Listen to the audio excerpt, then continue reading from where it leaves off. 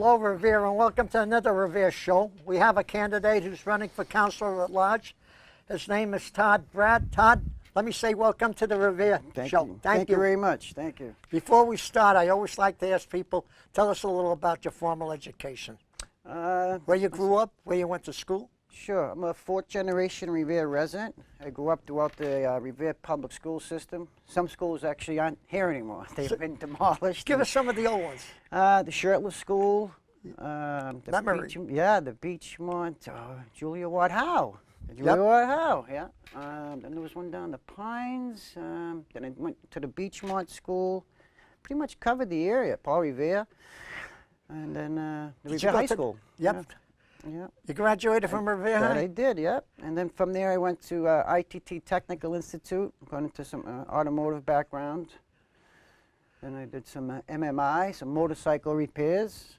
And then I went into the real estate field, took some classes in real estate and Wentworth with some construction and changed my career path. Jack of all trades. Yeah, exactly. I'd like to ask you. Yeah, I'd like to ask you a question. Sure. When you talk about motorcycles, there used to be a company in Everett. I think they moved to Revere, Harley Davidson. That's correct, Harley Davidson. Yep. How are they with their motorcycles? They're American made, so they're strong. That's what they built on, and they've done pretty well through the recession, throughout the time they've done well.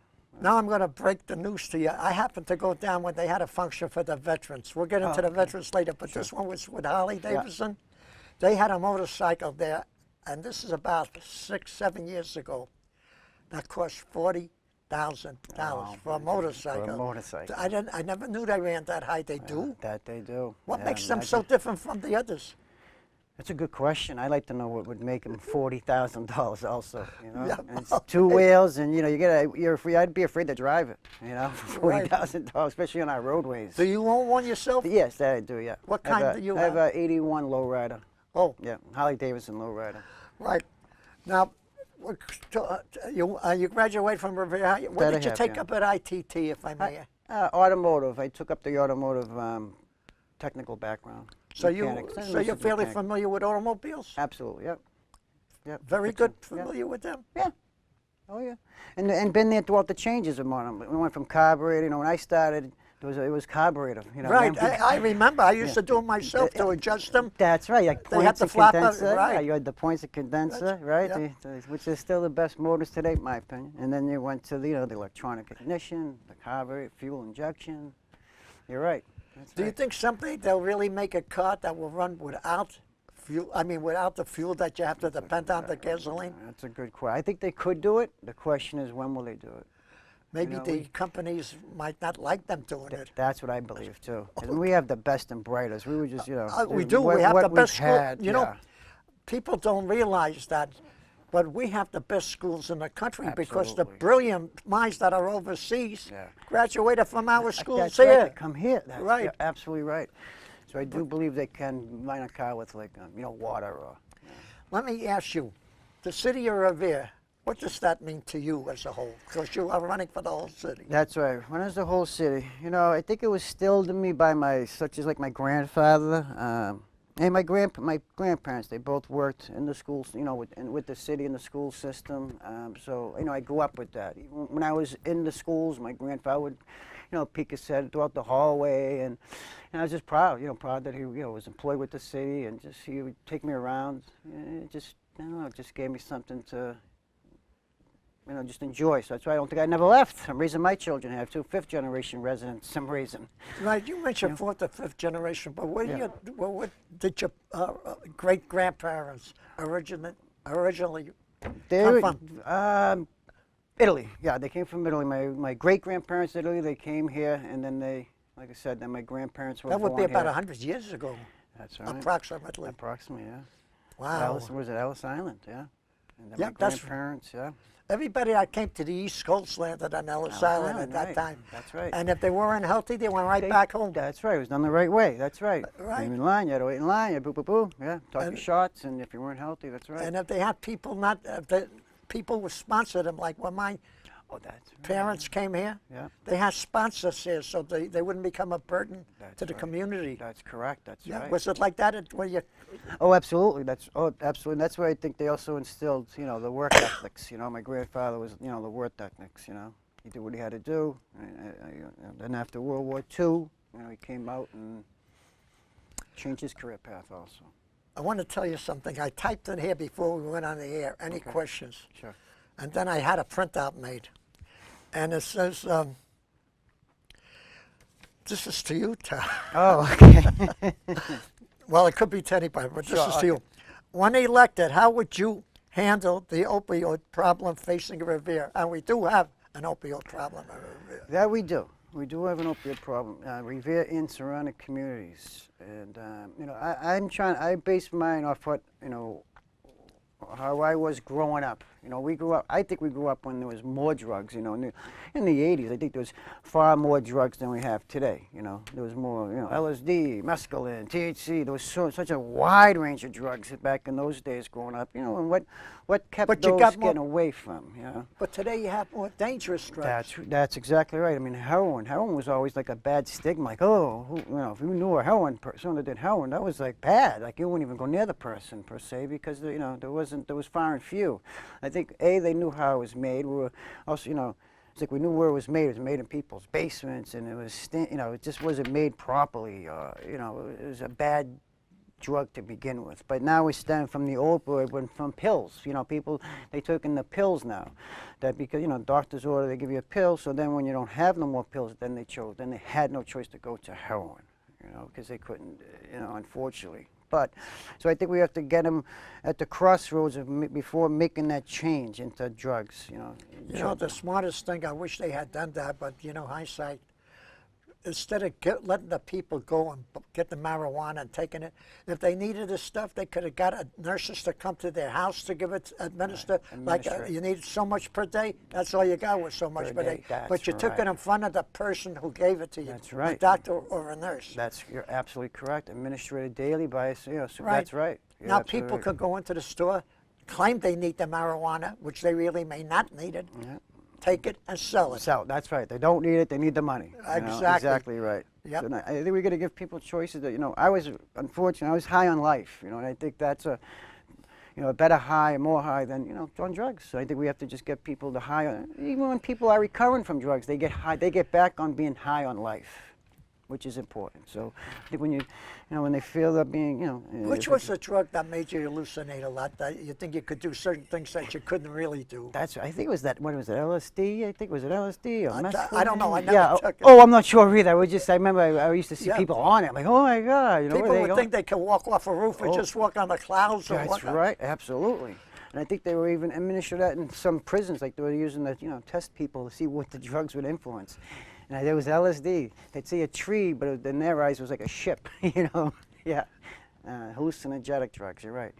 So I just think that we need more of we need more avenues for people, young and old, to get off the drugs or not to choose drugs. More importantly, just don't choose drugs. Choose being, drug-free is the way you should be. High in life. Yeah.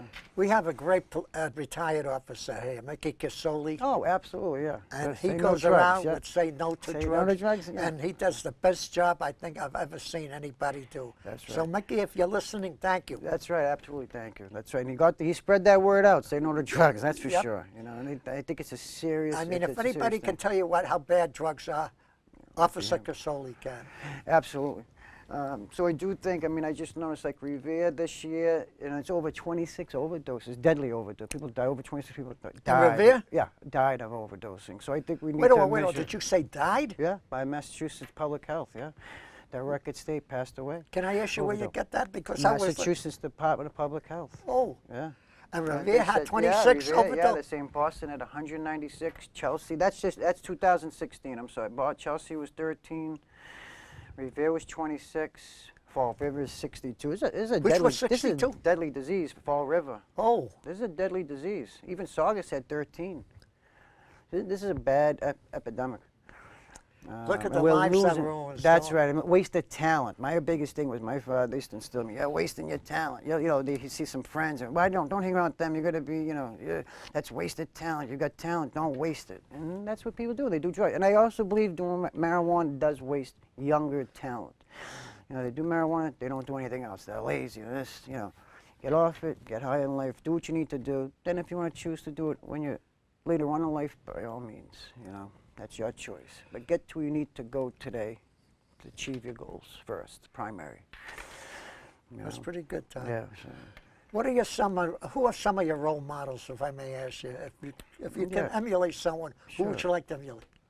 I would emulate. It's a good question because unfortunately I am a jack of a bunch of trades, so I do keep myself going. Unfortunately, I'm not into sports. I know there's some people have sports is here. Right. I think that's gonna just be eliminated. Well, we're I into think, the sports season. I know. I'm not saying anything bad about sports. Believe me, I know I'm not. No, I'm just saying but- my decision is to, my grandfather was was a role model of mine. When I was younger, I had a neighbor of mine that used to live upstairs from me. His name was, he's actually a Revere resident, Joey Caggiano. I mean, I looked up to him. He was like, he lived upstairs to me, and that's just, I always looked up to him. He took apart the motorcycles. He put bringing his motorcycle in a box, in the winter. He put it all apart, and he put it together in the summer. So growing up, he was one of my role models, my grandfather, by all means. And my father, my stepfather, Peter Modica, because we came from, we came also from nothing. And then he built up as a real estate developer into something. And his work technique. Here's a good question for you. Some people buy cars, but they can juice the car up with putting in a different motor. That's right. Can you do the same with a motorcycle too? Absolutely, yeah. There's a lot of little extras you could do to motorcycles. And that's right. Just I'd like the people. What is the maximum speed a motorcycle can go? Oh wow! Oh, They go a lot faster than a car. a lot that faster. I know. Yeah, a lot faster than a car, and I think that's what also causes a lot of accidents. I should right. say. The takeoff speed is. I mean, you go to 0 to 60 in a couple of seconds. Right. And then some of them do that from a red light. But they don't realize, when the light turns red, they think that's like at the racetrack. It ain't. Some people may still be coming through that red light. Exactly. And that's boom. Nobody knows that better than yours truly. Yeah. Oh, okay? there you go. Yeah. See. Nobody knows that better than yours truly. Yeah. Because the car that went through the red light is the one that put me where I am today. I'm sorry. Yeah. See, I'm sorry about that. Yeah. Yeah. It happens. Unfortunately, it's an accident. I'm sure it's an Right. accident, and it's an accident, but it's a deadly one. Yeah. And the motorcycles, they have to obey the same law as the automobile drivers and the cars do. Absolutely. And the bicycles have to do the same thing. Oh, absolutely. The bicycles, it's funny. I work in I work in Cambridge. I work for the Globe at the overnight swing. So all it is bicycles really in Cambridge, and they have their own little lane, but it's on the right side. So you're not real. You have to, when you're out visiting Cambridge, you really got to just be careful. Because the bicycles are flying by you. They'll stop at the red light, but they're still there. You don't realize it. When you open up your door, that's their lane right there. It's like, I have to tell you this. I drive through the city of Revere, and I see bicycles parked outside. Is that something new? What is that for? That's right. That is something new. Can you tell me what that's about? about? I guess you can now. It's a phone app. You need one of the new phone, a PDA phone. A smartphone? Yeah, you need a smartphone, and I guess they charge you it's $1 off your credit card. And I guess you can, you pick the bike up. Right now it's in primary stages. So you can pick the bike up at any of those destinations, and you can have have 24 hours. And you have to just dock it at another location. And that only costs you $1? Yeah. Great idea. Cheap transportation. Cheap transportation. Because we need to do something with local traffic. I mean, local traffic day and night is terrible. I mean, up to 7:30 at night, Broadway still has local traffic. I don't know. Maybe that's why they have the bicycle path going down. Yeah, I think we do need to change something. Something needs to change. I mean, the local traffic's is So tough. for the people that don't know that, you just got to pick up your smartphone or your phone, call up the company or the... They give you I think it's, I know the name of it's, That's I actually got the app myself. It's OFO. That's the name of the app. You get OFO. It's a yellow app, like the bicycles are yellow. Right. You download it, put a credit card in, and I think it's a great idea. I think it's a great idea too. Yeah. But they have bicycles for male and female, you know. Yeah, that's like it's multi-general. Yeah, it's like Oh. a multi-bike. They don't. Yeah, that bar. Remember that bar? Right. Going on? Yeah. Yep. Yeah, Okay. That bar. So yeah. females and males can ride it. Yeah, Oh, yeah. that's I think pretty you're good. right. I think hopefully it should eliminate some traffic on Broad. It's cheaper than the bus, right? What's the bus cost? $2.25 now. Yep. Yeah. Up on the bike for $1. Go where you gotta go. Right. Because yeah, we need to do something differently, and I think that's a good. That's definitely And I a was good wondering, alternative. what IDs do you need to get the bike? Because somebody, I mean, you just can't walk in and say, "Here's a buck, and I'm taking this." Yeah. Do you that's need? all Do you? know. What, just what do you a need for credit ID? card. Like- Surprisingly enough, just a credit card. I don't know. It didn't. It didn't say that you need a maximum amount on the credit card. I was thinking the same thing. I'm as surprised the bikes is, going up. I'm surprised the bikes are still there. What's securing that bike? I didn't see locks on them No, either. I went down Broadway. I saw a whole bunch of what you call Yeah. yellow bikes. Yeah, yellow bike without locks on them. Right, and there was down one Squire Road. There was some there was down some there. Yeah. Exactly. No, that is something that's just fairly new. Really, just last week. Yeah, just Oh, that's- the beginning of this week. Yeah, it was really new. And is that just Revere or nationwide? Right. Well, it's right now that they do it in Boston. This company is in Revere right now. Boston uses a different company, Cambridge. Other communities do use it, and this is the pilot program for Revere. I don't know if you know OFL. the answer to this question, but let's say you do get the bike for $1, but you Sure. have a problem like a flat tire or something happens. Are you That's a responsible? good question. I'm not sure. That's a good question. I'd have to Or look do that they up. have insurance that you have to take out? I don't know if they have bicycle insurance, I know. but maybe it's a good idea to have it. Yeah, that's right. And that's a great idea. I Yep. should get to look into that. Yeah. You're right. Question number 2 for you. Sure. Oh, okay. Here we go. Oh, yes. How do you feel about our current public school system? And before you talk about public schools, Yeah. work into the new high school too, if you can. New high school. Sure. What they want to do with the new high school. But what do you think Oh. about this is the question. He never mentioned high school. Yeah. Oh, okay. I was gonna say. Yeah. Well, I believe that I know we have a great school system. The system's great. We're recognized. As an urban. But I guess it was either underbuilt. These schools were either underbuilt or we've been over residentially developed. Because the school classrooms, some classrooms are, 40 kids in a class. And that's just not, that's not too acceptable. much. That's just too much. I mean, I know Saugus was, they were so of the- concerned they had 21 students Right, in I was going to say classes. some have 20, maybe Yeah. 30 tops. That's right. I mean, something's going to suffer along the way. With 40, that's just it's not feasible. So, so now what has to happen? I think something has to change. Something needs to change. Our community changed. We're growing. A lot. We're growing a lot. I mean, we still have to. We're right now still under. We have 40-something each kids, and we're still growing residential units. Yep. We don't even know how much this is going to run us. Look so. what's going down Ocean Avenue, those big buildings going up. You're going That's to have right. more kids there. More kids down by Northgate. I don't know what they're building down Northgate. There's so many units going back there. I mean, it's going to be frightening. We're going to need some more schools, or we have to change. Needs definitely to change. We have to work with what we have. So we have to work with what we have because we have no money. We have to use our current schools as elementary schools. Then maybe the Beachmont and maybe the school as just junior high school. And then we need a new high school. We have to use junior high, and then we definitely need a new high school. Without Here's question. something I was thinking of, Todd. Like, Yeah. let's say you got 50,000 people in Revere. Let's say you had 25,000 male, Sure. 25,000 females. They were married. And they each had an average of 2 to 4 kids. Let's say 4 kids. Sure. That's 100,000 more people into people. the city eventually. Absolutely right. So you're right. That's just what we had. You're right. That's just people that were here. Now We we're got just, about 52,000. Yeah. Yeah. Now it's just we've really grown since that. This city's grown a lot. Now, like I I'm said, going to ask you this question. We need a new high school. Everybody talks about a new high Sure. school. Yeah. If you had the authority to put the high school anywhere, where would you put the new high school if you could? That's a great question. I think because we can't disrupt the current schools. We can't No, disrupt no. our current high schools. Right. So I really believe. I think we'd have to. Where if would maybe you at the find the same land? That's the problem. That's right. Where would we do it? I think we'd have to do it, where we are now. Maybe in the parking lot. We build a school, build a brand new school in the parking lot, and maybe the baseball field.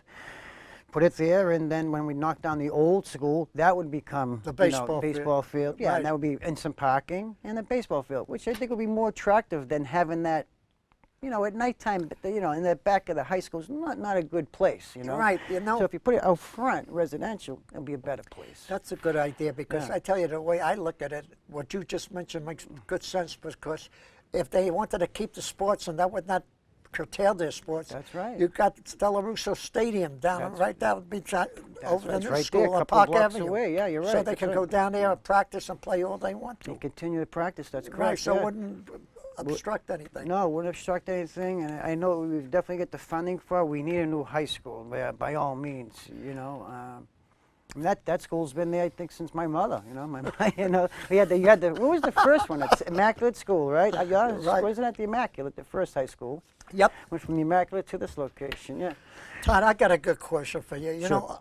know, being a veteran, I always like to talk about Sure, veterans. absolutely. And you mentioned something about your fourth generation. So somewhere along those lines, you must have had someone who's a veteran. Absolutely. Can I you did. tell his name? Absolutely. Whether Actually, he was World War I, II?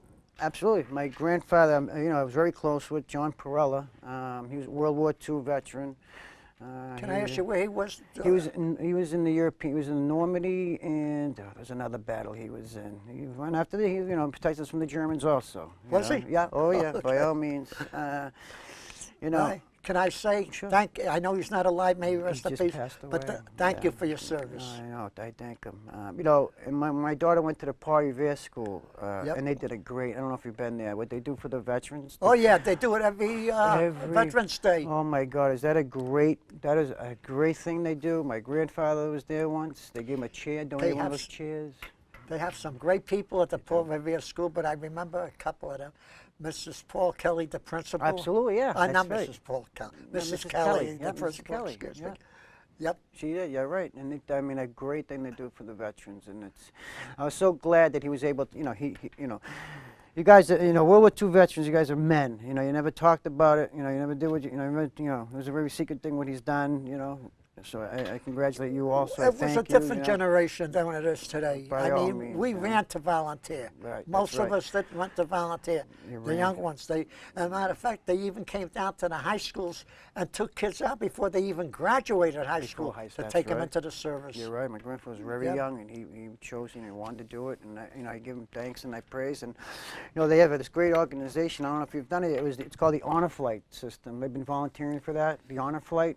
Oh, yes. Oh, yeah. As a matter of fact, we have it right here on TV. We had the man that originated the honor flight, Mr. Byron, who came down here. We had him on the TV show, and they have a scroll. And every veteran, whether he be World War II, Korea, or Vietnam, those are the first three. Yep. They can go to Washington for free right, and for see free. the memorial. Yep. I saw the Iwo Jima, Yep. the World War II memorial, Yeah. which was So you recently. went there too, yeah. My grandfather, yeah, I took my grandfather there too. Did he? Yeah, oh my God. To the World War Oh, II? to the Isn't World that a War II. beautiful- Isn't that beautiful? Yeah. What a great, It's got charity all 50 organization they states provide. there represented with each one. Yep. That is really a great thing that they offer that to veterans as yourself, and I'm glad the word got out that it's there, that you can do that. Yep, it was great to see it. Yeah, I think we had Southwest? I'm not sure plane. We had Southwest, like you said, it was Right, all, Southwest Airlines is the yeah, one all that took free. us there. It was so good to my grandfather. The whole organization was good, and then, like you said, what was seen there was just, brought tears to his eyes. I was so glad to be a part of that. There's also in Lynn, the Greater Lynn Social Service, they take you down for 4 days by bus, not by plane. Not See, by the plane. plane takes you down for 1 day. That's correct, yeah. Takes you off early in the morning, you come back late at night. But with the GLSS, it's a 4-day trip, and they take you to the White House. Oh, wow, They take yeah. you to the, not only to the White House, they take you to the air base where the Oh, wow. President parks his plane. Oh, Yep. yeah. Then they take you to Arlington National Cemetery for a tour there. That's right, Arlington To National the John Cemetery. Kennedy Memorial where the Eternal Lamp That's is. the eternal lamp. That's yeah. right. Beautiful. That is beautiful. Then the guard. The changing the guard. Oh, Is that- that is the best thing I ever saw was the change. I mean, this was on a cold winter day when I was there. yeah. They are immaculate. I mean, and they don't, a bomb could go off and they won't They flinch. will not flinch. Right. That's right. The honor and the service what they do for Yep. our country, and even to that, is such a it's such a blessing. That's to at the have. Tomb of the Unknown Soldier. Yep. That's usually in the afternoon. We see them, the Yeah. changing of the guards. That was terrific. That's right. Oh, I'm glad that I'm glad he was able to see that also. Yeah. Then I had my grandfather, my father's side, Peter Modica.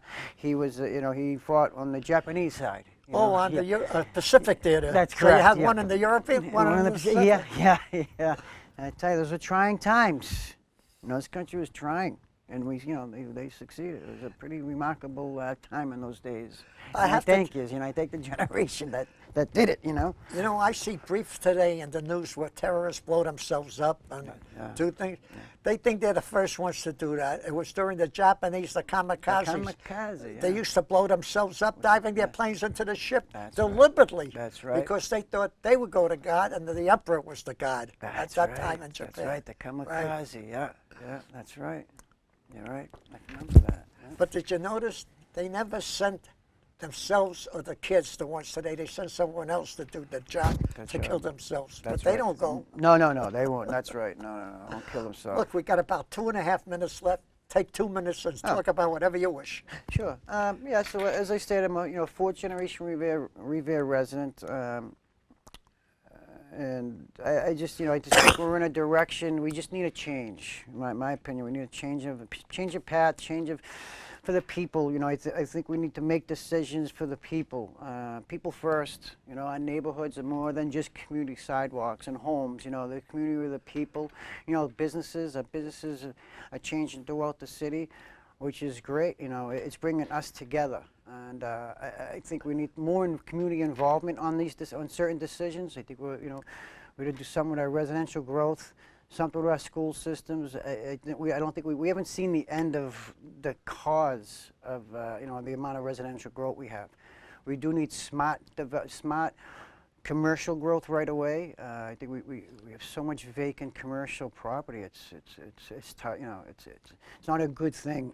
That's where our money should be, and we need things to we need options for our people to get to get that high on life. Give them an option to get high on life, get that feeling. So when the drugs are available, they'll walk by the drugs, such as many of us do on our day today. Many of us walk by the drug dealer. We don't need about drug dealers. We're already high in our day-to-day life, and I think that's the path many of us we need. So. I pledge to the voters. I'll be there for you, and I pledge for your support on November 7th. Right, Mark, Yeah. and I want to, Todd. Todd Braid, that's right. Don't be afraid to vote Todd Braid. So thank you. Todd, Mark. it was an honor to have you come up here. Let me Marcy, wish you thank good you. luck. Yeah, I appreciate God bless that. you. And thank you you for coming. And to the people of Revere, thank you for listening. To our troops, God bless you. town That's military, right. God bless you all. And thank you for your service, those that are not serving anymore and those that have. But most of all, God bless our great country, the United States of America.